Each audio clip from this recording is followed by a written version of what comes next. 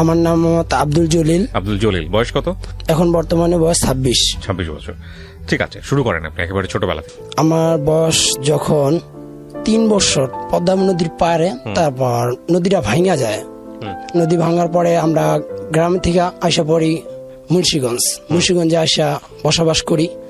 বসবাস করার পরে তখন করতো আপনার? আমার বাবা তখন কোনো কাজ করতো না, তো হঠাৎ করে এক কোম্পানিতে জব নেয়। ওই কোম্পানিতে আব্বু ম্যানেজার হিসাবে জয়েন করার পরে তখনকার কিছুদিন ভালোই চলে, আমাদের সংসারটা অনেক খুশিতেই চলে। এরকম খুশি মনে হয় না আর জীবন আমি কখনো পাইছি। এই ফার্স্ট মনে হয় আমি দেখছি। তারপর বাবা হঠাৎ করে একদিন দুর্নীতি মামলা দিয়ে পড়ে যায়। তখন বয়স কত আপনার? তখন আমার বয়স 4 থেকে 4.5 বছর। তা দুর্নীতি মামলায় পড়ে যায়, তা বাবারে জেলে নিয়ে যায়। জেলে নেওয়ার পরে আবার 1 মাস জেল খাটার পরে জেলে থেকে বাইরে এসে ওই ফ্যাক্টরিটা বন্ধ হয়ে যায়। বন্ধ হওয়ার পরে আব্বু তারপরে বেকার হয়ে যায়। বেকার হওয়ার পরে আবার ঢালাই কাজ শুরু করে। ঢালাই সর্দার। ঢালাই সর্দাতেও কাজ করে বাবা। মিনিমাম কাজ নিলে মনে করলেন 2 দিন 3 দিন এরকম, মানে মানুষ যদি লাগে 10 জন, সে লয়ে যেতেছে 15 জন। ঠিক আছে, দেখা গেছে এই কাজটায় আমার লাভ হবে 10 টাকা, সে বলতেছে 1 টাকা লাভ হইলেই হবে। ঠিক আছে, এমন করে মনে করেন প্রায় 2 থেকে 2.5 লাখ টাকা ঋণ হয়ে যায়। তখন বয়স কত আপনার? তখন আমার বয়স মিনিমাম 7 বছর বয়স। কয় ভাই বোন ছিলেন আপনারা? আমরা 3টা ভাই শুধুমাত্র। আর আমাদের সবাই দেখলে বলতো যে 3 ভাই, আমরা 3 লাখ টাকার মাল। আচ্ছা, আপনাদের দেখলে বলতো 3 লাখ টাকার মাল। কেন বলতো এটা? এটা বলতো এই কারণে যে আমাদের বাবা কখনো আমাদের খাওয়ান দিত না। ওই যে জেলের থেকে আসার পরে তারপর মনে করেন কোনোদিন আমাদের ঠিক মতো খোঁজ খবরও নিত না, কোনো খাবার দাবার দিত না। আচ্ছা, এই জন্য আমার আম্মু অনেক কষ্ট করছে আমাদের জন্য। ছোট থেকেই মনে করলেন ওই জেলের থেকে আসার পরে আমাদের আলু দিয়া ভাত শুধু খাওয়াইতো। ভাতও পাইতাম না, আমরা শুধু আলু সিদ্ধ করে খাইতাম। ওই আলু খাইই আমরা বাঁচতাম। এমন দিন গেছে আমাদের মানুষের বাড়ির ফ্যান খেয়ে থাকতাম। এত খারাপ অবস্থা ছিল? এত খারাপ অবস্থা ছিল। আব্বু ভালো চলতো, মানুষ খাওয়াইতো, কিন্তু আমরা যে 3টা ভাই ছিলাম, কখন আমার বাবা কখন আমাদের দিকে নজরই করতো না। আচ্ছা, ঠিক আছে, যদি কোনো মানুষের কাছে সে টাকা চাইতো, টাকা পাইতো, কিন্তু আমার আম্মু যদি কারো কাছে টাকা চাইতো, কিন্তু পাইতো না। এই জন্য তারপর এমন করে আপনার ব্রিজের কাজ নেই আমার আব্বু। ব্রিজের ভিতরে মিনিমাম 35,000 টাকা লস খেয়া যায়। আচ্ছা, 35,000 টাকা লস খাওয়ার পরে আরো একটা কাজ নেয়, একটা আদর্শ স্কুল। ওই স্কুলে মনে করলেন 15,000 টাকা লস খেয়া যায়। এমন করে মিনিমাম 1 লাখ টাকার মতো ঋণ হয়ে যায়। তারপর আমরা মুন্সিগঞ্জ থেকে আইসা পড়ি নারায়ণগঞ্জ আসার পরে তা আব্বু ভাঙ্গারি ব্যবসা করে। আবার একই অবস্থা, কিন্তু খাওয়ান দাওয়ান কিচ্ছুই দেয় না। আম্মু তো কষ্টই করে যেতেছে, গার্মেন্টসের চাকরি করলো আব্বু ঠিক মতো খোঁজ খবর রাখে না। আম্মুর সাথে তারপর রাগারাগি অনেক কিছু চলতো। তারপর আস্তে আস্তে বড় হইতাছি। বড় হওয়ার ভিতরেই হঠাৎ আমার স্কুলে ভর্তি করাইলো। তখন বয়স 9 বছর। 9 বছর বয়সে স্কুলে ভর্তি করাইলো। স্কুলে ভর্তি হইলাম, ক্লাস গোল্ডেন পাইলাম 1-এ থাকতে। আচ্ছা, ভালোই পড়ালেখা করতাম, কিন্তু আমার বড় ভাই 3-তে পড়ে, তখন আমি 1-এ পড়ার পরে তারপর 2 ভাই ভালোই চলতেছে। 2-তে পড়লাম। 2-তে পড়ার পরে 3-তে উঠলাম। 3-তে উঠার পরে পড়ালেখা করতেছি। আম্মু বলতেছে যে তুই ছোট থাকতে আমার নিয়ত ছিল তুই পেটে থাকতে যে তোর মাদ্রাসায় ভর্তি করাম। আচ্ছা, তা আমি বললাম মাদ্রাসায় ভর্তি করাবা, এখন মাত্র 3-তে পড়ি, তাইলে কেমনে হবে? কয় না, তোর পড়তেও হবে। তা আমি বললাম ঠিক আছে পড়মু, নাহলে 3টা পড়ি। তা আমার আব্বু তখন পটকার ব্যবসা করে, চুল দিয়ে আছে না, চুল দিয়ে পটকার ব্যবসা করে। এটা কি জিনিস? এটা চুল দিয়া তা পটকা, বাচ্চাদের ছোট ছোট পটকা বিক্রি করে তখন। আচ্ছা আচ্ছা, আমার জানা নাই আর কি। যাই হোক, তারপর ঠিক আছে, ওই পটকা মনে করেন বিক্রি করে। তা আব্বু আমার আনতে পাঠাইলো, মনে করেন আসতেছিলাম। আর তখন তো ছোট, তা আমি কি করছি, গাড়িতে দিছি লাভ। গাড়িতে লাভ দিচ্ছি, তারপর ওই মানুষ জনগণে আটকায় ফেলাইছে গাড়িটারে। গাড়ি থেকে লাভ দিচ্ছি, তারপরে যে আমার এই জায়গায় দাগ আছে। আপনি তখন কোন ক্লাসে? ক্লাস 3-তে পড়ে? ক্লাস 3-তে পড়ি। গাড়ি থেকে লাভ দিলেন কেন? গাড়িতে লাভ দিলাম, আমার যদি অন্য এলাকায় নিয়ে যায়, আমি তো চিনি না। কে নিয়ে যাচ্ছে আপনাকে? ওই গাড়িওয়ালায়, মানে গাড়ি তো ভরা মানুষ। তা আমিও মনে করেন নামমু, হ্যাঁ। তা তারা তো গাড়ির সামনে আগাইবে, আমি মনে করছি বেশি গেছে গা, এই জন্য আমি লাভ দিছি। আচ্ছা, তারপর তারপর আমি অ্যাক্সিডেন্ট হই, তারপর দুই জায়গায় দাগ আছে আমার এখনো, ঠিক আচ্ছা, আছে। তারপর আমার নিয়ে হাসপাতাল ভর্তি করে, তা ডাক্তারের হাসপাতাল ভর্তি করার পর 3 ঘন্টা পর আমার জ্ঞান ফিরে।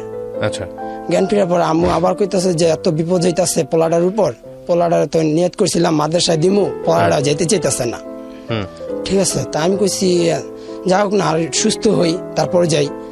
তা আম্মু কয় ঠিক আছে যা, তোর সময় হলে তুই যাস।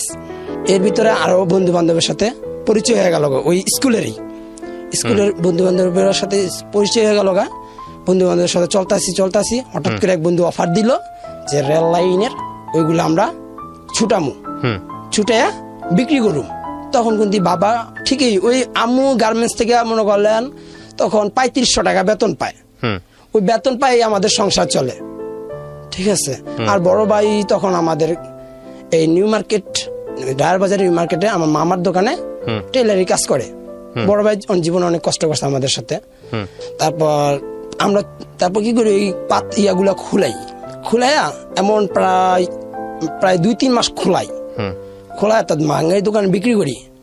হঠাৎ একদিন আমাদের এলাকার বড় ভাই, এলাকারই নামি দামি এক বড় ভাই, ওই বড় ভাইও ভাঙ্গাই দোকান দিছে, আচ্ছা, ঠিক আছে।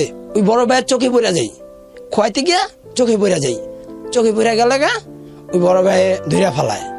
ধরার পরে বলতেছে তোরা কি করস? তো আমরা কিছু করি না।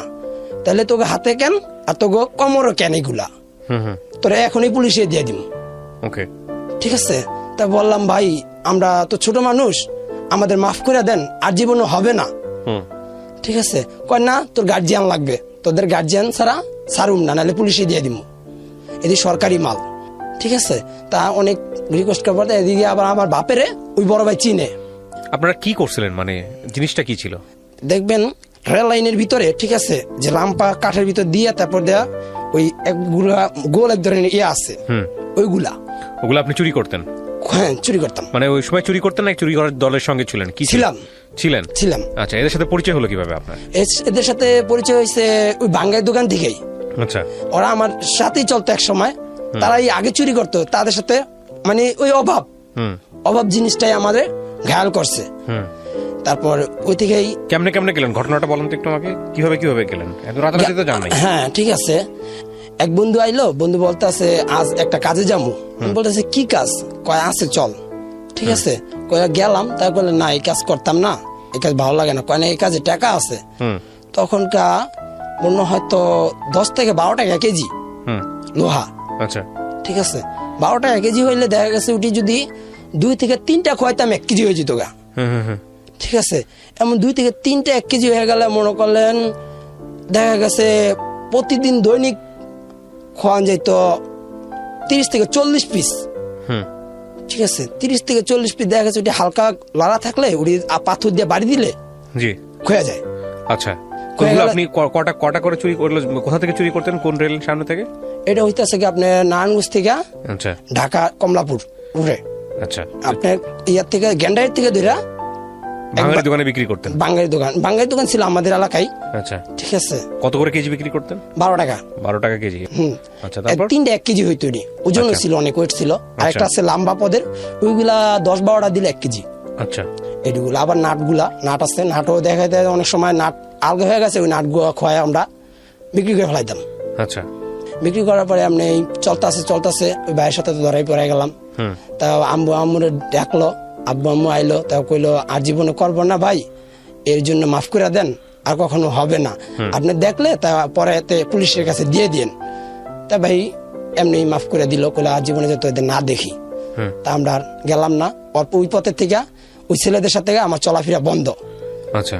চলাফেরা বন্ধ পর থেকে আজ গেলাম না।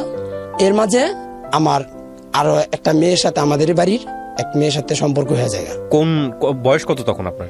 আমার বয়স তখন 10 কি 11। 10 বছর বয়সে একটা মেয়ের সাথে আপনার সম্পর্ক হয়ে যাচ্ছে? জি। আচ্ছা, বলেন তারপর। মেয়ের সাথে সম্পর্ক বলতে কিরকম, কেমনে সম্পর্ক হলো, কি ঘটনা ঘটছে একটু বলেন তো। মেয়ের বয়সও সেম 10 বছরের। দেখার পর আমারও এটা আগ্রহ জেগে যায়। আগ্রহ জেগে গেলে ওই মেয়ের সাথে আমিও শারীরিক সম্পর্ক করি। এমন করাতে এই 10 বছর বয়সে এরকম সম্পর্কের সাথে জড়ায় পড়েন? জি। তা এমন 3 বার করি, করার পরে 4 বারে কালায় পাবলিকের হাতে ধরা পড়ে যায়। আমি এক রুমে গিয়া, আচ্ছা, তারপর দিনের বেলা পাবলিকের হাতে ধরা পড়ে গেলে মেয়েটা বলে সত্যি কথা বইলা দেয়। মেয়েটা সত্যি কথা বলার পরে, মেয়েটার বয়স কত ছিল? মেয়েটার বয়সও 10 বছর ছিল, আমার বয়স 11।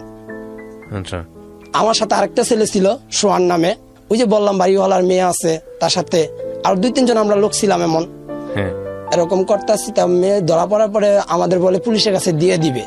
ঠিক আছে, তা আমার পুলিশের কাছে দিয়ে দিবে। তা আমার বাড়িওয়ালা এলাকার ভিতর নাম দিয়ে, আমি একটা লোক সবাই চিনে, তা বাড়িওয়ালারা খোঁজ লাগাইলো। বাড়িওয়ালারা বললো তোমাদের বাড়ির ঠিকানা দাও, তো বাড়িওয়ালার নাম বলো। তা বাড়িওয়ালার নাম বললাম, তা বাড়িওয়ালা আমাদের নিয়ে গেল। নিয়ে যাওয়ার পরে আম্মু আসছে 8টা বাজে ডিউটির থেকে। আম্মুরে বলতেছে যে আপনার পোলায় এই কাম করছে, মানে তো ওই মেয়ের আম্মু মামলা করব, আপনি কি করবেন? ঠিক আছে, তা কইতেছে না খালা, হয়তো ছোট মানুষ, জীবনে এই কাজ করতে পারে না। এই করার পরে আবার ওই মেয়ের মারে আবার আলাদা ডাকছে, একসাথে বাড়ি হলে জ্ঞানী লোকই ছিল, আলাদা আলাদা ডাকছে। ডাকার পরে বলতেছে ছোট মানুষ হয় কি বুঝে এই বিষয়, এই বিষয়ে কিছুই বোঝে না, আপনারা কইলে কি বিশ্বাস করবো নাকি? যাই হোক, তারপর এই আনতে মিটমাট হয়ে যায়। তারপর মেয়েটা চলে যায়, মেয়ের বাড়ি বরিশাল।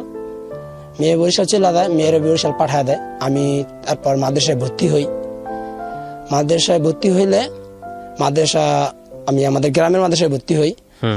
গ্রামের মাদ্রাসায় ভর্তি হইলে আমি 2 বছর পড়ালেখা করি গ্রামের মাদ্রাসায়।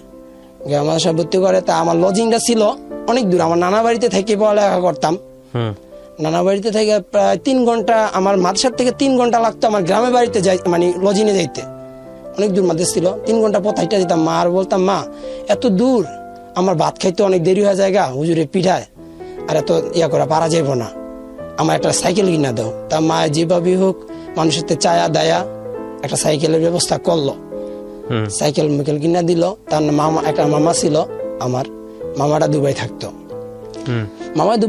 মামাতে যখন যাই চাইতাম তখন তাই দিত। আচ্ছা, আমারে ঠিক আছে, যখন যার টাকা চাইতাম তাই দিত। তা আমি তখনকার কষ্ট কি জিনিস বুঝতাম না, যে মামা টাকা দিত আমারে। নানির ওকে হইতাম, নানি আমার টাকা লাগবে, এখন এটা কিনা লাগবো, সেটা কিনা লাগবো, টাকা দেন। টাকা দিত। এমন মিনিমাম আমার নানির থেকে মিনিমাম 1.5 থেকে 2 লাখ টাকা আমি নানির থেকেও নেই। আচ্ছা, ঠিক আছে, নানি জিজ্ঞাসা করতো না যে কি কারণে নেস, ঠিক আছে, কিন্তু শুধু ভাঙতাম, এত ভাঙতাম। তখনকাই আমি মোবাইল চালাইতাম, ছাত্র বয়সী মোবাইল চালাইতাম। তখনকার আমি নাজরা বিভাগে পড়ালেখা করি। তা হুজুর একদিন ধরা ফেলাই, হুজুর হাতে ধরা পড়ে যায়। তো মোবাইল চালাস কেন? আমি বলি, হুজুর আমার বাপ মা তো দূরে থাকে, ঢাকা থাকে, আর আমি তো গ্রামে, বাপ মার সাথে কথা বলতে পারি না, এই জন্য মোবাইলটা চালাই।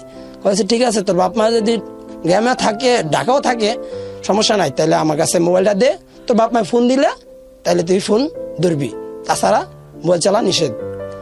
তা কি করবো? তা হুজুরের কাছে দিয়ে দিলাম। হুজুরে তারপর মাদ্রাসায়। হ্যাঁ। আচ্ছা, কিসে পড়তেন আপনি? আমি হেফজ বিভাগে পড়তেন। আচ্ছা, আমরা যেখানটায় ছিলাম। তারপর তা পড়ালেখা করতেছি, তা হেফজতে উঠলাম, হেফজ পড়তেছি। হঠাৎ করে নানি মামা বিদেশ এসে পড়ে, আসার পরে চলার পথ চলতেছে। তা একদিন আমাদের এবারে মাদ্রাসা একটা নিয়ম আছে, আপনার নেতা, হ্যাঁ নেতা নাম একটা আছে, যে একজনের দায়িত্বে থাকবে ওই লোক, সব ছাত্র একজনের দায়িত্বে থাকবে। তা আমাদের যে মাদ্রাসার পরিচালক আছে, সে বলতেছে একটা ভোট হবে 2 জনের মাধ্যমে, যে ভোটে পাশ করবে সেই হবে নেতা, আর যে ভোটে পাশ না করবে সে নেতা হবে না। ঠিক আছে, তা পরিচালকের মাধ্যমে ভোট আমরা দাঁড়াই করেছিলাম। আমার পক্ষে থেকে একটা বই মার্কা আর একটা বার করেছিলাম চঙ্গা মার্কা। ঠিক আছে, আমি যেই পক্ষে, এই পক্ষে হয়েছে গিয়া বই মার্কা, আর বড় ভাইদের পক্ষে হয়েছে গিয়া চঙ্গা মার্কা, মই যেটা বলে। তা মই মার্কা চলতে আছে। তা ভোটের দিন একটা ভোট শুধুমাত্র বেশ কম, সবাই দুজনই ভোট সমান সমান পাইছে, একটা ভোট বেশ কম। এই ভোটে এমন মারামারি বাঁধলো, কুবাকুবি পর্যায়ে গেছে গা। আচ্ছা, কুবাকুবি, অনেক যে পরিচালক আছে সে বলতেছে ভোট আবার গণনা হবে, লাগলে ভোট নতুন করে গণনা হবে, নাহলে ভোট আবার রিটার্ন করা হবে আগামী দিন। তারপর আমরা সুষ্ঠু চাই, কুবাকুবি চাই না, আমরা চাই সুষ্ঠু। কুবাকুবি করতে কোদাল, তারপর সাপাল, তারপর কাঁচি, এইগুলা নিয়ে কুবাকুবি পর্যায়ে গেছিলাম। আচ্ছা, তারপরের দিন আবার ভোট হইলো, তারপর দেয় আল্লাহ দিলে আমরাই পাশ করলাম, ছোট যারা তারাই সভাপতি ইয়াতে পাইলাম, নেতা হইলাম। নেতা হওয়ার পরে তা আমার কিন্তু সবাই জানতো আমি বড় লোকের পোলা, ঠিক আছে। এরকম ভাবে চলাফেরা করতাম যে আমার চলাফেরা কেউ কইতো না যে আমি গরিবের ছেলে। আমি এত স্মার্ট ভাবে চলতাম, এত টাকা ভাঙতাম, যে মোবাইল চালাইতাম, যে যখন যে টাকা চাইতো সেই টাকায় দিতাম, কিন্তু অথচ কিন্তু সেই টাকা আনতাম আমার নানির থেকে। মামায় পাঠাইতো, নানির মামার বলতো মামা এই টাকাটা লাগবো, আমার বই কিনা লাগবো, কিতাব কিনা লাগবো, শুধু মিশা কথা গয়ে আনতাম। আনার পরে সেটা ভাঙতাম ওই রাজনীতির পথে, ওই বন্ধুদের যেটা দাঁড়া করেছি তাদের। তারপরে অনেক মামারা আইসা বললাম, নানায় গ্রাম সেইরা ঢাকা আইসা বললো আপনি ঢাকা ইয়াতে নিউ মার্কেট রায়ের বাজারে কিনলো, জমিন কিনলো। মামারা বললো যে গ্রামে থাকা লাগবে না, তাহলে নিউ মার্কেট জমিন আছে, জমিন কিনছি, তাহলে আপনারা আইসা বলেন আপনারা দুইজন কি করবেন গ্রামে থেকে।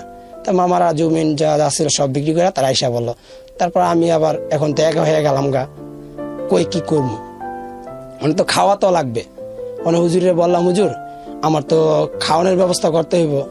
কইতেছে সবাই তো যার যার বাপে বা যার যার বাড়ি থেকে খায়, অনেক তো লজিনের কোনো সময় ইয়া নাই, মানে তুমি কিভাবে কি করবা। তাই বললাম না তো হুজুর আমার কোনো উপায় নেই, আমার তো বাবা মাও নাই, কেউ নেই, আমার 1300 জন, ঠিক আছে। তা বললো নাহলে একটা ব্যবস্থা করা যায়, দেখি সমাজে কেউর কাছে সবাই কইয়া।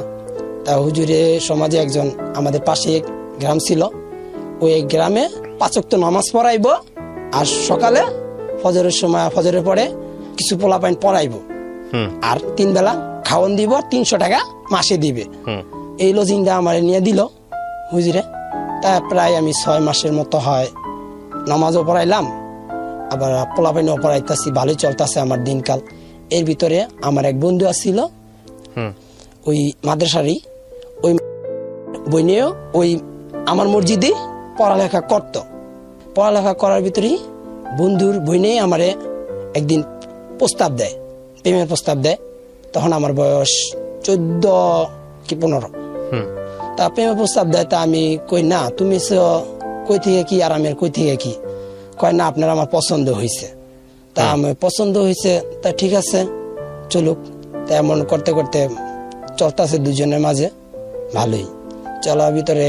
হঠাৎ একদিন ওর আম্মু আর আব্বু ওর নানি বাড়ি চলে গেছে, মেয়ের নানি বাড়ি চলে যাওয়ার পরে আমার একদিন ফোন দিল মোবাইলে। তখনকার হুজুরের শ্বশুর বাড়িও, আমার যে ইমাম সাহেব ছিল হুজুর ছিল, সে তার বাড়িও শ্বশুর বাড়িও ওই এলাকায়, ঠিক আছে। সে আমাদের 10টা বাজে ঘুম পাড়ায় সবাই রে থুয়া গেছে গা, যে তোরা দেখিস আমি সকাল আইসা তো পড়ালেখা পড়া নিমু, ঠিক আছে।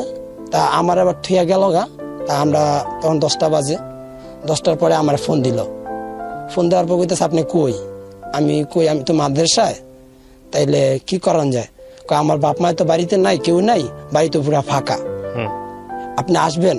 আমি বলি এত রাত করিয়া কেমনে আসি, কয় না আসেন না, দেখতে মন চাইতেছে। তো ঠিক আছে, তো রাত্রে 11:30 বাজে গেলাম। যাওয়ার পরে মেয়ের সাথে দেখা করলাম, দেখা করার পরে মেয়েও বসতে দিল, নাস্তা পানি খাইতে দিল। তারপর প্রায় কথা কইতে কইতে 1:30 বাজে গেল। 1:30 বাজার পরেই মানুষ মানে রাস্তা দিয়ে হাঁটতেছে, আর দেখতেছে ওই ঘরের লাইট জ্বলানো, মানে মানুষের সন্দেহ বাজে গেল গা, লাইট জ্বালানো কি কারণে। তা আমারে আবার মেয়ে দেখে ফেলাইছে যে মানুষ আইতাছে। তা আমার বললো কি আপনি গোয়াল ঘরে পলান। আচ্ছা, আপনি গোয়াল ঘরে পলান। আমি বললাম গোয়াল ঘরে কেন, না পলাইলে তো আপনার মানুষ ধরে ফেলাইবো, ধরে ফেলাইলে তো আপনি যে কোনো একটা দুর্ঘটনা ঘটাইছেন। তা আমি বললাম আচ্ছা ঠিক আছে। আমি গোয়াল ঘরে পলাইলাম। পলার পর ওর দাদিও পাশের বাড়িতেই আসছিল। ওর দাদি উঠে গেল কি চোরাইছে গরু চোরাইছে, ঠিক আছে। গরু চোর করে আমার দিল দৌড়ানি। আচ্ছা, দৌড়ানি দেওয়ার পরে আমি কি করলাম, তখন আপনার শীতকালেই ধান হয় আমাদের এলাকায়, ওই ধান খেতে ভিতর দিয়ে দৌড়াইতেছি। তাও মানুষের চতুর্থ সাইডে মানুষ মাইকিং অ্যানাউন্স করে দিচ্ছে, মসজিদের মাইকে অ্যানাউন্স করে দিচ্ছে যে গরু চোর ঢুকছে। তাও তখন চতুর্থ সাইডের মানুষ দৌড়ে আইছে কেডা। তা আমারে ধরছে, দৌড়া বাইন্দা ছুঁয়ে দিচ্ছে। সকালে বলতেছে এত রাত করে তুই এই বাড়িতে কেন। তা মেম্বার চেয়ারম্যান হুজুর যারা আছে সবাই ডাকলো, ঢাকার বড় বলতেছে, আমি বলতেছি যে আমার সাথে ওরা আমার ভালো লাগে, ওই আমার ভালোবাসে, এই জন্যই আসছি। তো নেলে তুই গরু চুরি করতেছিস কেন? আমি কই না, গরু চুরি করতে নাই, ওই আমার ফোন দিচ্ছে। হ্যাঁ, তা কয় না, বিশ্বাস করি না, তুই মেয়ের সাথে কোনো শারীরিক সম্পর্ক করছিস। ঠিক আছে, আমি কই না, বিশ্বাস করেন। তা চেয়ারম্যানটা ভালোই ছিল। চেয়ারম্যান আমার হাতে তখন একটা স্বর্ণের আংটি ছিল। বিচার পঞ্চায়েতের সবাই ডাকার পরে বলতেছে যে তো ছোট মানুষ, 15 বছর বয়স, এই ছোট বয়সে তো আর এখনো পড়ালেখা করতেছে, আর এখন বিয়ার কোনো ইয়ে ওঠে না।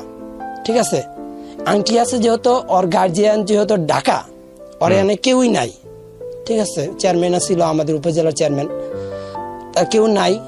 তাহলে এক কাজ করো, আজকে যেহেতু বন্ধু ওর বয়স না হবে, এই বন্ধু বিয়ার কোনো নাম উঠবে না, ওর বয়স হলে তারপরে বিয়ার নাম উঠবে। তা ঠিক আছে, তা সবাই মাইনা নিল চেয়ারম্যানের কথা। আমাদের এলাকায় চেয়ারম্যান সবাই মানে বিয়ার কথা মনে করা। তারপরেই আমার বিকালবেলা হুজুরে ডাকলো, বললো যে এই ঘটনা কেমনে ঘটালি। তা বললাম সবই বিস্তারিত। ভাঙ্গার পরে তারপর আমি আবার বাড়িতে ফোন দিলাম, বললাম মা আমি আর থাকুম না, এই মাদ্রাসা পড়ালেখা করুম না। কে করবি না? আমার লজিনে খাইতে কষ্ট হয়, লজিনে খাওয়ান খারাপ দেয়, এটা সেটা মিথ্যা কথা বললাম মার সাথে। ঠিক আছে, মা বললো ঠিক আছে, তাইলে কি করবি, চল নাহলে আইসা পড়। তারপর কি করবো, ওই জায়গা থেকে আইসা পড়লাম। আইসা আপনার নারায়ণগঞ্জ ভর্তি হইলাম মাদ্রাসায়, আবার নারায়ণগঞ্জ মাদ্রাসায় আবার আমারে হেফজখানায় দিল। শুরু করলাম আমরা হেফজত থেকে। হেফজত থেকে শুরু করার পরে তখন আম্মু অনেক কষ্ট করতো, এত কষ্ট করতো কথার বাহিরে। ঠিক আছে, কষ্ট খাওয়ান তখনও পাইতো না আম্মু। আমি তো জমিদারের মতন চলতাম। ওই যে মামাগো টাকা যখন মামা করতে চাইতাম তখন কে দিত আমারে। আম্মু ভর্তি করাইলো, ভর্তি করানোর পরে লজিনেও খাইতাম। তা আমাদের বোর্ডিং এর নিয়ম ছিল মাসিক বেতন, মাসিক বেতন 500 টাকা আমার বোর্ডিং খরচ ছিল। ঠিক আছে, গরিব মানুষ বইলা হুজুরে 500 টাকা মহাতামিম সাহেব ধার্য করছে, আর সবারই 1200, 1500, 1800 টাকা। ঠিক আছে, আমার জন্য 500 টাকা। তো ঠিক আছে, এমন চলতে চলতে 1 বছর ভালোই চলছিল। চলার ভিতরে 3 মাসের কালাই পরের বছর আমার টাকা আটকায় যায়, প্রায় 6-7 মাসের টাকা আম্মু দিতে পারে না। আম্মু না দিতে পারে, তা হুজুরে বলতেছে তোর আম্মু তো অনেক দিন হয়ে গেল গা, অন্ত বোর্ডিং খরচ টাকা দিতে আসে না, কি এমনি চলে, তোর আম্মুরে বলস না। তা বললাম আম্মুরে সব খুইলা। তা আম্মু কইতেছে আমি তো খাইতে পারি না, তোরে বোর্ডিং খরচ দিমু কই থেকে, তোর আব্বুও কাজ করে না, আর আমি যা কাজ করি তো ছোট ভাইয়ের পড়ালেখা করামু না তোরে করামু। ঠিক আছে, না আমরা খামু, কন্ডা করুম না, ঘর ভাড়া দিমু। তা কইলাম তাহলে কি করবেন? তাহলে আমার পড়ালেখা ছাড়াই দেন। কয় না, আমার স্বপ্ন আছে তোরা হাফেজ বানাম। ঠিক আছে, আমিও নিয়ত করছি তোরা হাফেজ বানাম। করতেছে, করার ভিতরে বোর্ডিং খরচ আটকায় গেল। এর ভিতরে রমজান মাস আসছিল, রমজান মাস আইতাছে। তা আমাদের নিয়ম আছে, আবার রমজানের প্রথম দিয়ে চিঠি বিতরণ করে, বাড়ি বাড়ি বাকি অফিসে গিয়া। ঠিক আছে, চিঠি বিতরণ করে, জাকাত ফেরতা, তারপর সদগা, এগুলার জন্য একটা চিঠি আসে এতিমখানার থেকে, বাড়িতে বাড়িতে গিয়া দেয়া হয়। রমজান শুরুতে দেয়, 10 রমজান পর্যন্ত দেওয়া শেষ করে। 10 রমজানের পর থেকে 11 রমজান থেকে শুরু হয় জাকাত ফেরতা সদগা এগুলা টাকা আদায়ের জন্য। এরকম চলতেছে, চলাতে উড়াইতেছি টাকা, জাকাত ফেরতার টাকা উড়াইতেছি। আচ্ছা, উড়াইতেছি এমন 2-3 দিন ভালোই চলতেছে। তা আমাদের লগের একটা ভাই ছিল নাম আলামিন, তার সাথেও গেলাম একদিন, বড় ভাই, তার থেকে শিখলাম কোফন কিভাবে লিখতে হয়।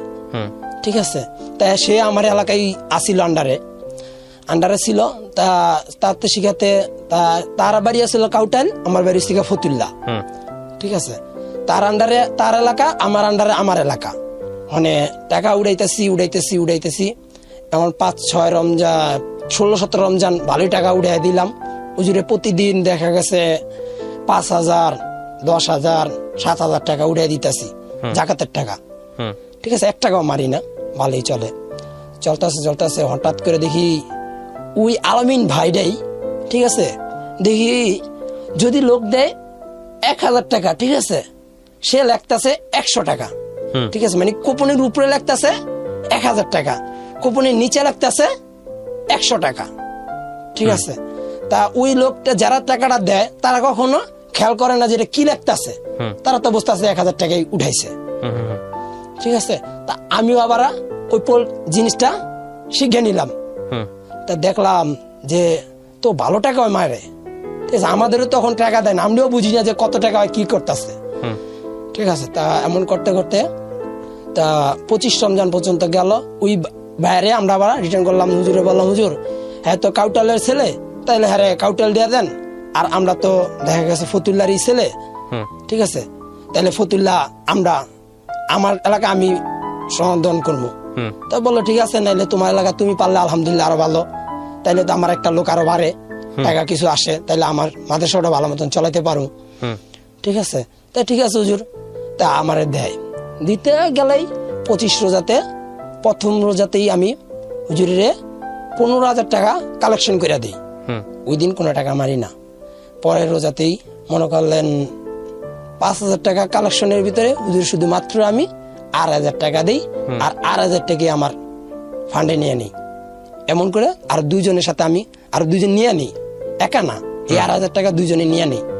আর দুইজন আছে আমার সাথে, মোট 3 জন আমরা। তা 3 জনই এটার সাথে জড়িত ছিলাম। তা জড়িত থাকতে তেমন 30 রোজায় ভালোই মোটামুটি ওই রোজাটায় মনে করলেন মিনিমাম 15 থেকে 20,000 টাকা আমাদের আওতায় আনি 4-5 দিনে নিয়ে। মানে কি আপনারা নিজেরা চুরি করলেন? চুরি করলাম। চুরি করাতে হুজুরও জানতে পারে না যে এটা কি নিজলো না আনালো। ঠিক আছে, তা রোজার শেষে আমাদের আবার হুজুরের পক্ষ থেকে পাঞ্জাবি বিতরণ করলো আমাদের, যে যতজন লোক আমরা মানে কালেকশন করছি সবাই একটা করে পাঞ্জাবি আর একটা পাজামা দেওয়া হবে। ঠিক আছে, এই উপলক্ষে যে তার প্রায় 2 কোটি না কত টাকা জাকাতের টাকা আসছে। ঠিক আছে, এমন ভালোই ইনকাম আসার পরে তা বলতেছে যে ভালোই এই বছর টাকা কালেকশন ভালো হয়েছে, তাইলে সবাই পাঞ্জাবি দিমু নিয়ত করছি এবার। তা দিল আমাদের, চলতেছে।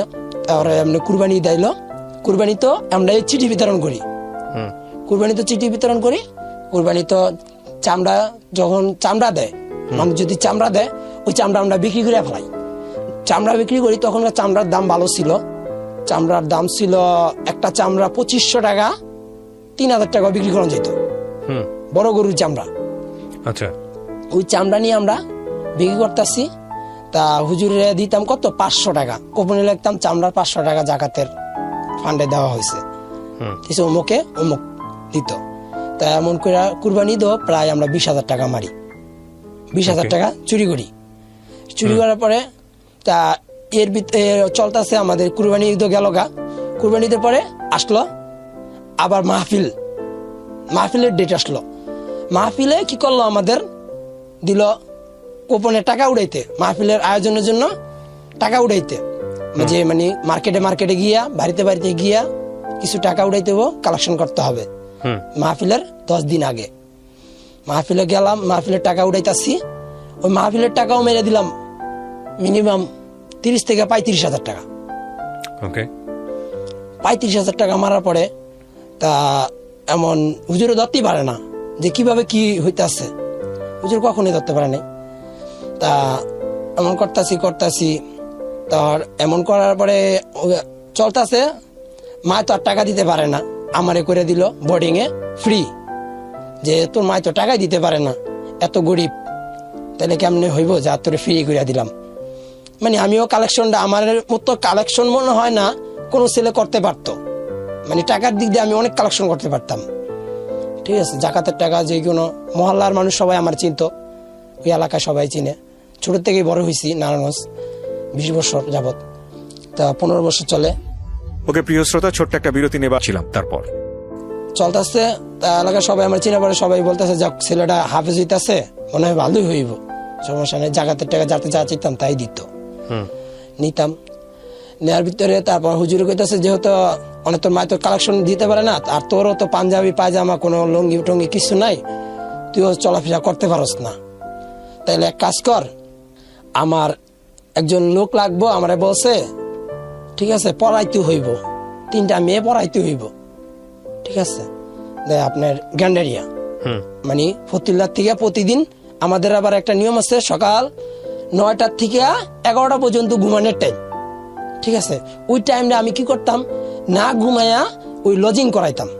হুজুরে বললো যে আমার লজিং একটা লোক লাগবে, বলছে পড়াইতে হইব 3টা মেয়ের গিয়া 1 ঘন্টা পড়াইতে হইব। তা হুজুরে বললাম, তা আমারও তো আমার বাপ মা চলাইতে পারে না, তাই লজিংটা আমারই দেন। তা হুজুরে কি করলো, আমার লজিংটা দিল। লজিংটা দিতেছে, লজিংটা চলতেছে ভালোই, প্রায় 6-7 মাস ভালোই চলতেছে। ওই বাড়িরই এক মেয়ে আমার আবার প্রেমের প্রস্তাব দিল। ওই 3 মেয়ের ভিতরে এক মেয়ে আমার প্রেমের প্রস্তাব দিল। তা আমি বললাম, দেখো ভাই, আমারে দিয়া হইব না কেন?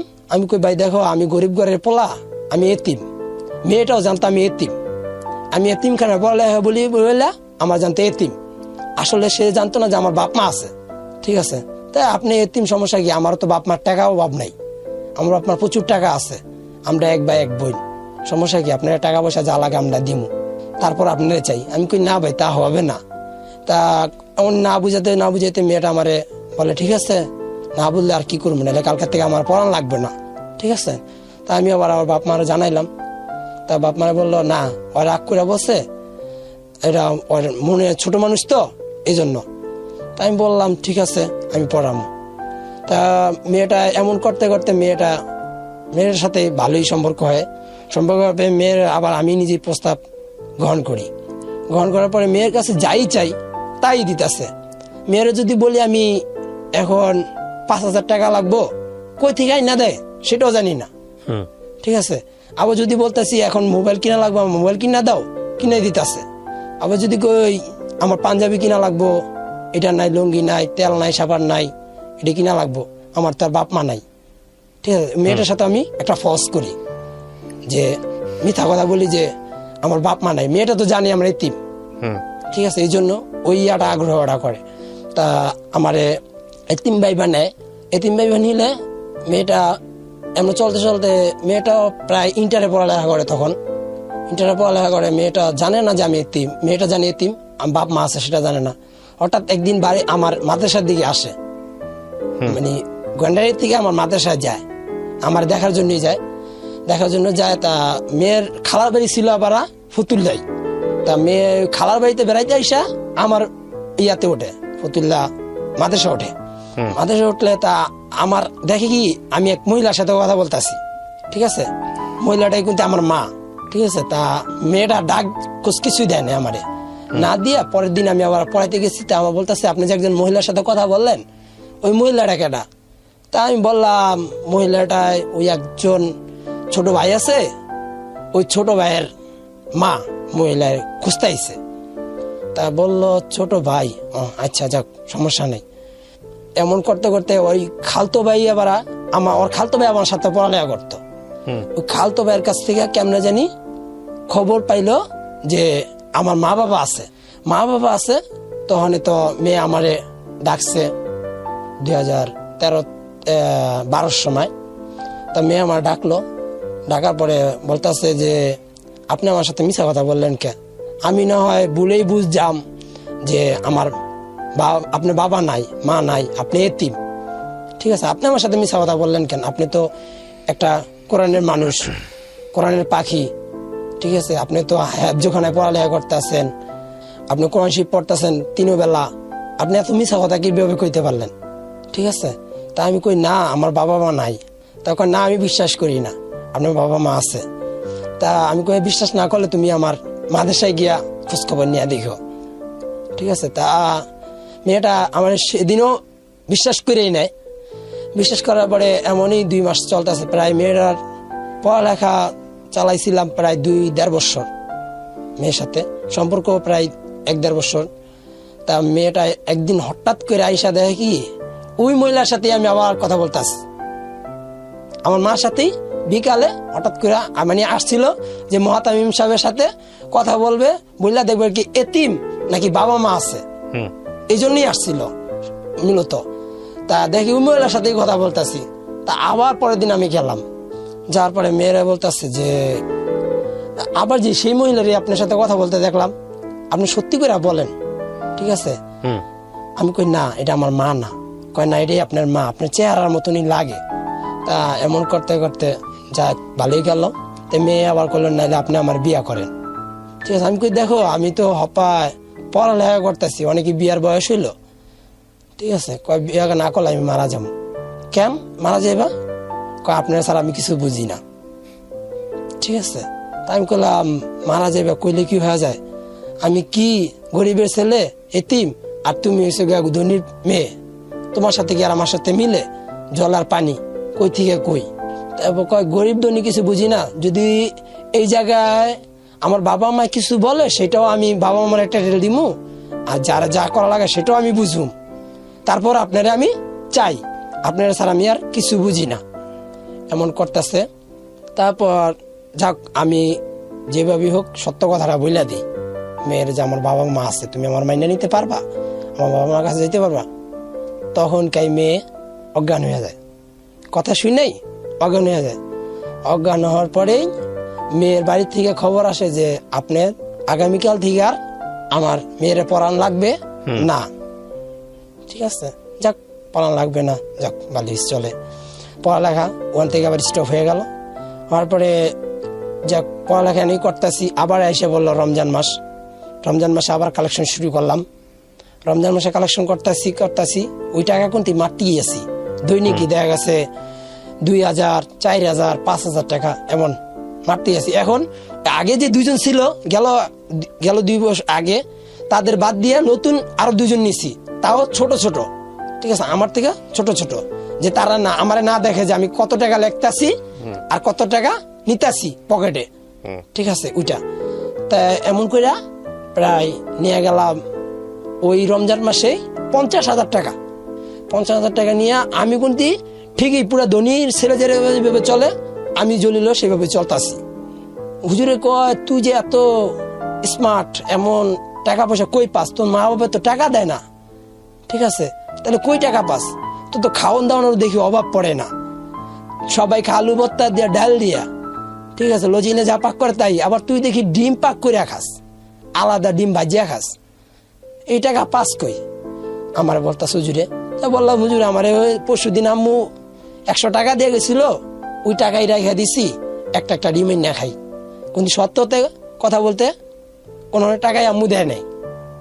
ঠিক আছে, ওই টাকা তো ভাইয়া ভাইয়া খাইতাম, ভাঙতাম, চলতাম। তা এমন 50,000 টাকা মারার পরে কুরবানিতে আমার সাথে এক বড় ভাইরে দেয়। বড় ভাইরে দিলে ওই বড় ভাই আমার ফলসটা ধরে ফেলায়, ফলসটা কুরবানিতে ধরে ফেলায়। তা বড় ভাইরে বলি ভাই এই জায়গায় আপনারে 50-50% দিব। ঠিক আছে, হুজুরে বলা যাবে না। ঠিক আছে, লাগলে আপনি আমি যদি 20,000 মারি, আপনার 10,000, আমার 10,000, আর বাকি যা থাকবে সব হুজুরের ফান্ডে যাবে।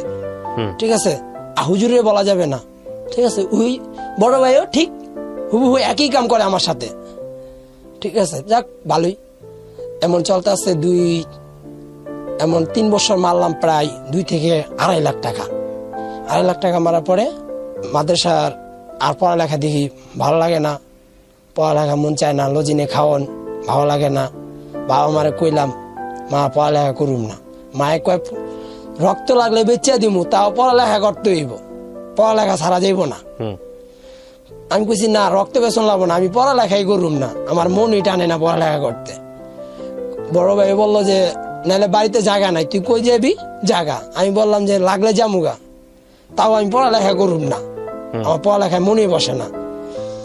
উনি তো আমার নেশা হয়ে গেছে, টাকার নেশা, আমার তার পড়ালেখার নেশা না। ওই যে টাকা আমি দেখছি, ওই টাকার নেশা আমার। অনেক দৈনিক টাকা না পাইলে তো আর আমি ভাঙতে পারতাছি না। ওই দেখা গেছে রমজান মাসে যে টাকা পাইতাম ওই টাকা দিয়ে তো যা চলা চলতাম ওই রমজান মাসে, তারপরেও 2-3 মাস চলতে পারতাম। তা এরপরে তার চলতে পারতাম না, তখন তার মাথা নষ্ট হয়ে যেত, টাকা পাই কই। ঠিক আছে, তা মেয়ের সাথে তো তখন বেকআপ হওয়ার পরে যা চলতেছে, চলার পরে পড়ালেখা মসজিদের একটা মসজিদ ছিল, ওই মসজিদের টুপকায়া তা আমি রাত্রে বাড়িয়ে যাই, প্রায় রাত 3টা বাজে।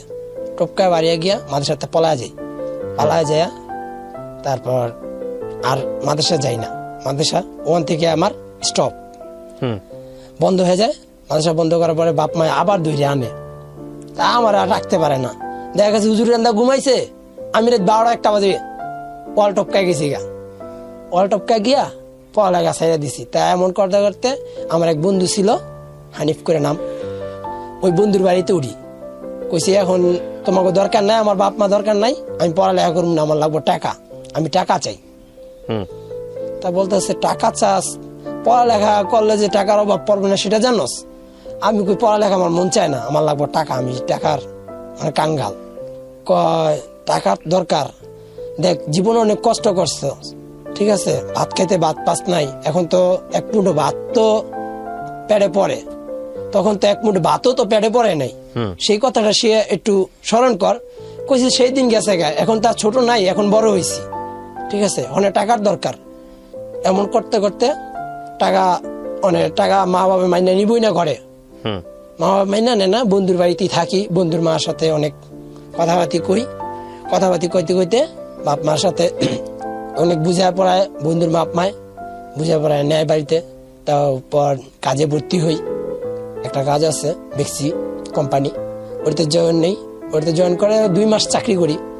2 মাস করাইতে একটা অ্যাবসেন্ট করে, একটা অ্যাবসেন্ট করে শুধু শুধু ঘুমের অ্যাবসেন্ট, একটু ঘুমাইলেই অ্যাবসেন্ট করে দেয়, ওই ফ্যাক্টরির নিয়ম অনুযায়ী ঘুমাইলে অ্যাবসেন্ট। তা আমি ওই একদিন অ্যাবসেন্ট করে করছে দেখে আমি কি করছি, ওই আনতে চাকরি ছেড়ে দিছি। আচ্ছা, কি কারণ আমার চাকরি আমার অ্যাবসেন্ট করলো, ঘুম তো মানুষ আসতেই পারে, এই জন্য কি অ্যাবসেন্ট করবো নাকি? তো চাকরি ছেড়ে দিয়া আসলাম, লাগলাম গার্মেন্টসে। ওকে প্রিয় শ্রোতা, ছোট্ট একটা বিরতি নেই যেখানটায় ছিলাম। তারপর গার্মেন্টসে লাগার পরে গার্মেন্টসে চলতেছে প্রায় 2-3 মাস, চলার পরে এমন গার্মেন্টসে করতে 8 ঘন্টা ডিউটি, তখন আমার বেতন 5,300 টাকা, সরকারি স্যালারি হিসেবে 5,300 টাকা, 2015-তে মনে হয় যতটুকু সম্ভব। তা 5,300 টাকা বেতন। তা গার্মেন্টসে চাকরি করি করি করি করার ভিতরে চলতেছে, হঠাৎ করে গার্মেন্টসে একটা আন্দোলন বাজে, গার্মেন্টস আন্দোলন বাজে। আন্দোলনটা হয়েছে গিয়া শ্রমিকদের 18টা দাবি মানতে হবে মালিকের। ওই আন্দোলনে মানে বেতনটা একটু দিতে দেরি হয়ে গেছে কোম্পানির, তা 10 তারিখে বেতন দেওয়ার কথা, ওই জায়গায় বেতনটা দিছে 18 তারিখ। এই জন্য আন্দোলন ডাকছে শ্রমিকরা যে প্রতি মাসের 7 তারিখে বেতন দিতে হবে, না দিলে আমরা গার্মেন্টস চাকরি করুম না। আমি তখন গেছিলাম ইম্পোর্ট ম্যান, গার্মেন্টসের ইম্পোর্ট ম্যান। তা আমারে এর আগে আমারে আবার একটা পিচ্ছিদের বাচ্চাদের ছোট ছোট কাপড় আইতো, গেঞ্জি আর প্যান্ট সাথে একসাথে, অস্ট্রেলিয়ার এরিয়া ভাইয়ার। তা প্রায় 3.5 লাখ গেঞ্জি আসছে অর্ডার। ওই অর্ডারের ভিতরে আমার মানে যে আমার যে লাইনটা ছিল ওই লাইনটাই আমার, শুধু এই গেঞ্জিটা চলবে শুধু আমার লাইনে, আর কোনো লাইনে চলবে না। আমার অর্ডারটা নিছিলাম, নেওয়ার পরে 3টা পিস খারাপ হয়েছে, 3 পিস খারাপ হওয়ার পরে মালিক আমার ডাকছে, মালিককে ডাইকে নিয়ে আমার একটু বাজে গালাগালি করছে। বাজে গালাগালি করে, তা আমি মনে মনে ভাব নিলাম আমারে এরকম ভাবে গালাগালি করলো কেন, আমি যদি কোনোদিন তারে পাই তাহলে মেরে ফেলাম, ঠিক আছে, তারা মেরে ফেলাম, তাহলে যেভাবে হোক তার একটা ক্ষতি করুম। তা কি করলাম, তা ওই গার্মেন্টসের আবার একটা নিয়ম আছে, নেতা ফলোর নেতা, যে মনে করলেন একজনের প্রত্যেকটা লাইনে একজন করে নেতা থাকবে, ওই তার আন্ডারে চলবে ওই ফলোরটা, ঠিক আছে। তা ওই হেয়ার আন্ডারে চলে। তা আমাদের লাইনের ভিতরে আমি ছিলাম মানে মেন হেড ছিলাম। তা আমরা এমন 7টা লাইন ছিল ওই গার্মেন্টসটার ভিতরে, 7টা লাইনে 7 জন নেতা, ওই 7 জনে বৈশা পরামর্শ, সবাই মানে শ্রমিকরা সবাই বলতেছে যে আমাদের 18টা দাবি মানতে হবে, 7 জন মানে 7 জনের কাছে বলছে মিটিং করে আমাদের 18 দাবি মানতে হবে, মালিকের জানান। তা মালিকেরা জানাইলাম, মালিক বলতেছে ঠিক আছে আমরা 18 দাবি মানতে পারতাম না, 4-5টা দাবি মানতে পারুম, ঠিক আছে, সব তো মানা সম্ভব না। তা আমরা আবার শ্রমিকরা জানাইলাম, কইলাম মালিক বলতেছে তো 18 দাবি মানতে পারবো না, সে বলতেছে যে 4-5টা দাবি মানতে পারবো। তা 4-5টা দাবি কি কি দাবি তা বললো, কিছু কিছু সংক্ষেপ, বেতন বাড়াইতে পারবো, এরপর বোনাস দিতে পারবো, হাজিরা বোনাসও দিব, খাওয়া দাওয়া ঠিক দিব, সবই দিব, সমস্যা নাই। কত সালের গল্প এটা? 2015। ওকে। 2015 অর্থাৎ একদিন দেখি ওই আমার তো গাল দিছে, আমার মনে আছেই যে আমি খুব নিয়ে রাখছি যে কোনোদিন যদি সুযোগ পাই তারা মাইর দিমু। অর্থাৎ একদিন কি করলো শ্রমিকরা 10 তারিখের জায়গায়, মানে মালিকে তো বলছে প্রতি মাসে 10 তারিখে ক্লিয়ার করে দিব। সেপ্টেম্বর মাসের বেতনটা তখন একটু দিতে 2 দিন দেরি হয়ে গেছে, 10 তারিখের জায়গায় 12 তারিখ দিয়ে ফেলাইছে। মানে 12 তারিখ হয়ে গেছে, বেতন দেয় না, বিকেল হয়ে যেতেছে, দেয় না। তো সে তো কথা দিচ্ছে যে 10 তারিখের ভিতরে বেতন ক্লিয়ার করবে, যে শুক্রবার থাকুক আর শনিবার থাকুক, যে বারে থাকুক বেতন ক্লিয়ার করবে 10 তারিখের ভিতরে। সে অনেক তো শ্রমিকরা খেপে গেছে, বেতন দেয় না, 12 তারিখ হয়ে গেল, মানে কি করবো, শ্রমিক সব খেপা ধরা পরে কি করলো, মহিলারা আছে বাইং কিউসি আছে, মার্কেটিং ম্যানেজার আছে গার্মেন্টসে, ওই মার্কেটিং ম্যানেজারের ধরে দিল মায়ের। ওই মারামারিতে তা অফিসারও বসেও ছিল অফিসেই, প্রায় 4টার সময় অফিসেও ছিল। তা ওই মারামারিতে ওই কি করছে, মার্কেটিং ম্যানেজারে দৌড়ে গিয়া বসের অফিসে ঢুকছে। আমি আবার কি করছি, মেশিন আছে গার্মেন্টসের, মেশিন আছে প্লেন মেশিন, ওই মেশিনের ডান্ডা আছে, ওই নতুন ডান্ডাটি ফিটিং করতেছে, ইন্ডিয়ার থেকে আনছে মেশিনগুলা, লাইন আরেকটা চালু করবে। এই জন্য আমি আবার ওই ক্ষোভটাই নিয়েছি আমার, যে আমার মা তিলা গালাগালি এত খারাপ ভাষা গালাগালি করলো, আজকে আর যেভাবে হোক এই সুযোগটা আমি ব্যবহার করব। তাই কি করলাম, ওই সুযোগে আমি ওই ডান্ডা নিয়ে গ্লাস ভাঙ্গা তার মাথা আর একটা বাড়ি মারলাম। সাহেবের মাথা বাড়ি মারার পরে মাথা অজ্ঞান হয়ে পড়ে গেল। অজ্ঞান হয়ে পরে এবারে সিসি ক্যামেরা দেখছে আমারে, ফটোসটা দেখার পরে আমরা আবার আমার নাম মামলা করলো থানায়। মামলা হলো আপনার নামে? জি। আচ্ছা, তারপর মামলা করলো থানায় মামলা করার পরে মানে তারপর দিন পুলিশ আসলো আমাদের, মানে ওই এলাকার সাহেবও এলাকার বড় বড় নেতা ছিল, ওই নেতাদেরও ভাও করে রাখছিল যে শ্রমিকদের যে কোনো একটা সাহায্য করবে। ঠিক আছে, আমরাও আবার কি করছি, আমাদের এলাকার একটা দল আছে, ওই দলের জানায় রাখছি যে স্যার এমন এমন ঘটনা এটা কর্তব্য করতে চাই, মানে আপনি কি করেন। তখন ঠিক আছে, তা আমাদের জানাইছো, আমরা সাহেবের সাথে বৈশা দেখি। তা বলার পরে তারে তো এমন 3-4 বার কলিং দেওয়া হয়েছে, 3-4 বার জানানোর পরে আমার আবার আন্দোলন করতে পুলিশ হিসাব করছে। আমরা তো ওই এলাকায় যত গার্মেন্টস আছে দেখছি, যখন পুলিশ আসছে তখন আমরা আর শ্রমিক একজনও ভিতরে ঢুকি নাই, মানে গার্মেন্টসের ভিতরে ঢুকি নাই, গেটের বাইরে সব শ্রমিক খাড় করাইছি। যে আমরা 7 জন ছিলাম ফলোরের নেতা, ওই 7 জনে ছিলাম, 7 জনে সব বলছি সবাই আজকে বাইরে থাকবে, আজকে আন্দোলন হবে। এই আন্দোলনে আমাদের 18 দাবি মানতে হবে মালিকের। ঠিক আছে, মালিক যে পর্যন্ত আমাদের আন্দোলন না মানবে সেই পর্যন্ত আমরা কাজ ধরবো না। তা ঠিক আছে, তা ওই পুলিশটা মামলা আমার নামে হইলেই তা আমার ধরে নিয়ে গেল। তা ওইদিকে আন্দোলন চলতেছে, আন্দোলন যত মনে করলেন ওই এলাকায় যতটা গার্মেন্টস ছিল, প্রায় 1-150 গার্মেন্টস ছিল, প্রত্যেকটা গার্মেন্টসের মানুষ যা আছে সব নামাই নিয়ে এলো। সব নামাই নিয়ে আই না, আপনার শিউ মার্কেট একটা রোড আছে, বিশ্ব রোড, ওই রোডটা 1 ঘন্টার জন্য বন্ধ করে দিল শ্রমিকরা। বন্ধ করার পরে যেভাবে হোক একটা মেয়র সাহেবের কাছে কানে গেল, বিশ্ব রোড বন্ধ, শ্রমিকরা আন্দোলন চালাইতেছে যে তারা 18 দাবি মানতে হবে মালিকের। আর আমাদের লগের ভাই তারা থানায় ধরে নিয়ে গেছে, যে কোনো মুহূর্তে আমরা আমাদের ভাই চাই। কইলো কি কারণে ধরে নিয়ে গেছে, যে ভাইয়ে বলছে যে মেয়ের নির্যাতন করছিল, নির্যাতনের কারণে ভাই মারতে গেছে, এই কারণে ভাইরে ধরে নিছে। আসলে কিন্তু ভাইয়া এটা মিশা কথা, এটা একটা বানারট কথা। ওই ভাই আমারে বলছে, যে নেতা ছিল, নেতা আমারে বলছে যে এইভাবে তথ্য দিবা। ঠিক আছে, ওই তথ্য অনুযায়ী আমরা তথ্য দিলাম। তা আমারে থানায় নিছে। তা যে বাসুর দলের যে নেতা ছিল, ওই নেতা আবার ফোন করে কয়ে দিছে যে তারে থানায় নিছেন ভালো কথা, ঠিক আছে, তার উপরে কোনো অত্যাচার করবেন না, তারা সুন্দর মতন বসায় রাখেন, আমি আসতেছি থানায়। ঠিক আছে, সে থানায় গেল, থানায় গিয়া জিটি করলো, জিটি দেখলো, তা করলো না এটা মিথ্যা কথা। ঠিক আছে, মহিলার উপর নির্যাতন করতে লইছে, তারা দেখছে, দেখার পরে ওই মালিকের তারা উপরে হামলা করছে, তারা শুধু হামলা করে নাই। ঠিক আছে, এই কথা করার পর মেয়ে আবার ওই জায়গায় একটা বানার জানানো হয়েছে যে মেয়ে একটা মেয়ের জামা ছিঁড়াইছে আর কিছু খামসির দাগ ছিল, ওই খামসির দাগগুলাই মানে নির্যাতনের শিকার মেয়েটা। মেয়েটাই আমার পক্ষ হইয়া ওটার দিছে, স্টেটমেন্ট দিছে। তা কি করব, ওই জায়গায় তো মেয়ের পক্ষ পাই গেছে গা, এই জায়গায় তার আমার কোনো কিছু করার নাই।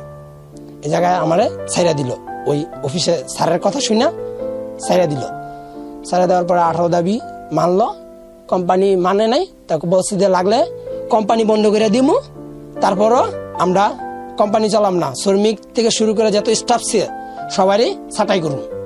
ঠিক আছে, তা আমাদের কি করলো, ওই ছাঁটাই করে দিল, টাকা পয়সা সব হিসাব দেব কইরা ছাঁটাই করে দিল। ছাঁটাই করে দেওয়ার পরে তা আমি আবার জয়েন করলাম আরেক ফ্যাক্টরিতে চাকরি করলাম, প্রোডাকশনে। জি, প্রোডাকশনে কাজ করতেছি। এর ভিতরে আমার প্রোডাকশনের টাকা আসলো 16,500 টাকা। ঠিক আছে, তা তাদের হিসাবে 16,500 টাকা। তা আমার হিসাবে আমার 16,000 টাকা ব্যাংকে ঢুকছে, আর 500 টাকা ঢোকে নাই। সেটা নিয়ে আমি গেলাম, যাওয়ার পরে যাইতাছি তা বললাম 2-3 দিন, আমার বলতেছে আজকে না কালকে না পরশু না তরশু, এমন ঘুরাইতেছে। তা আমি বললাম স্যার, আমরা মাথার গাম পায়ে ফালাইয়া কষ্ট করি, আমার 500 টাকা দেন না। কইতেছেন না, টাকা দেওয়া যাইব না। তখন না স্যার, টাকাটা দেন, টাকাটা লাগবো। কয় তুমি কি নেতা হয়ে গেছো গা, এলাকার নেতা? সে একটা প্রভাবশালী লোক, তার নামটা আমি নিতে চাই না, ওই এলাকারই এখন বর্তমানে একটা ভালো পর্যায়ে আছে সে, তার নাম আমি বলতে চাই না। তা আমি আবার কি করছি, তার ওই আইডি কার্ড ছিল, ওই আইডি কার্ড তার মুখ বাড়া মাইরে দিছি দৌড়, আজও দৌড় কালো দৌড়, আজও পর্যন্ত ওই ফ্যাক্টরির কাছে যাই না। ভয়ে যদি মা ধরতে পারেন না, দেখতে পারলো আজও পর্যন্ত মেরে ফেলাইব, তার কোনো গ্যারান্টি নেই।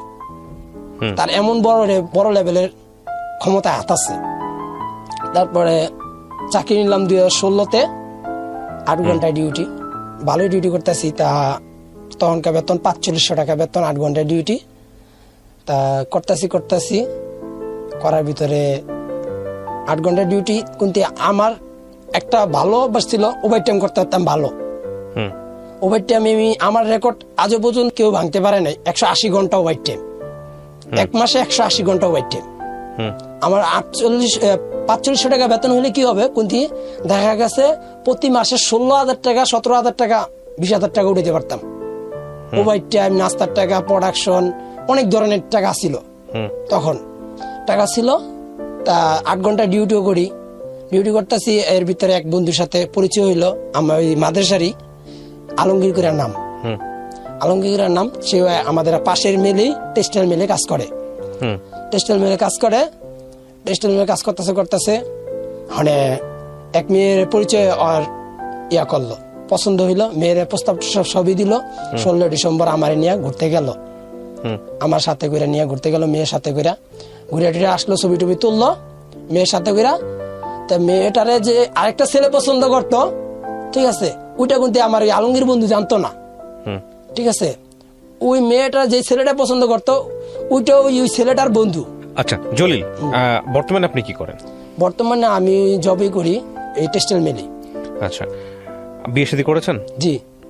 বউয়ের সঙ্গে আছেন নাকি সেখানে ছাড়াছাড়ি হয়ে গেছে? ছাড়াছাড়ি হয়ে গেছে। বিয়ে কটা করেছেন? বিয়ে একটা করছি। একটা বাচ্চা কাচ্চা আছে? জি না। কত সালে ছাড়াছাড়ি হয়েছে? সংসার কতদিনের ছিল? সংসার ছিল 3 বছরের।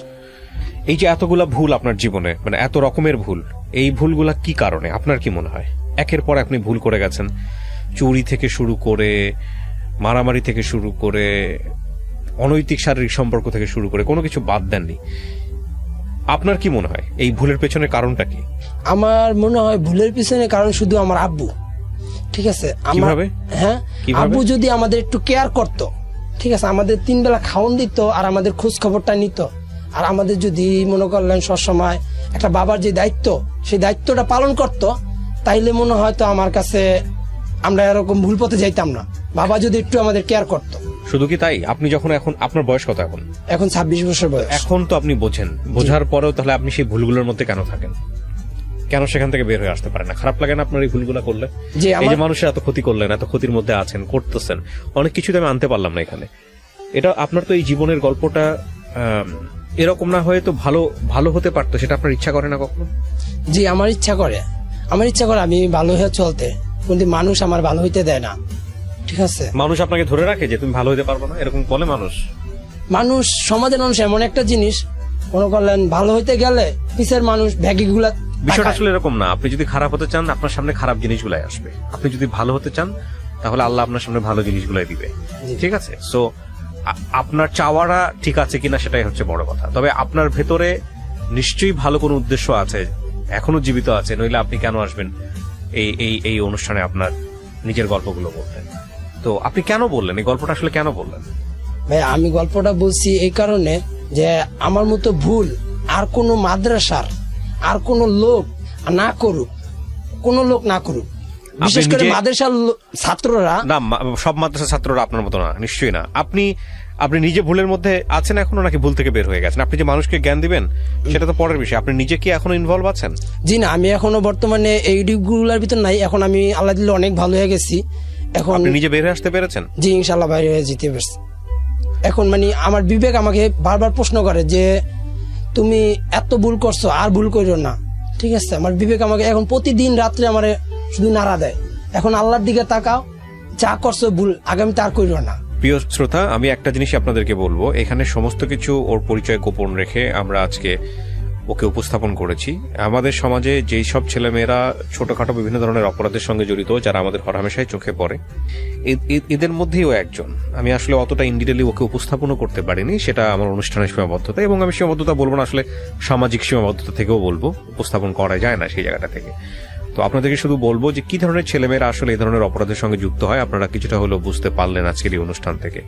এবং যারা অপরাধ করে তাদের মধ্যে মানবিকতা বোধ, মানবিক বোধ এগুলো থাকে। আমাদের শুধু উচিত ওদের প্রতি একটু একটু সহানুভূতির হাত বাড়িয়ে দেয়া। একটা মোমেন্ট একটা মানুষের জীবনকে পরিবর্তন করে দিতে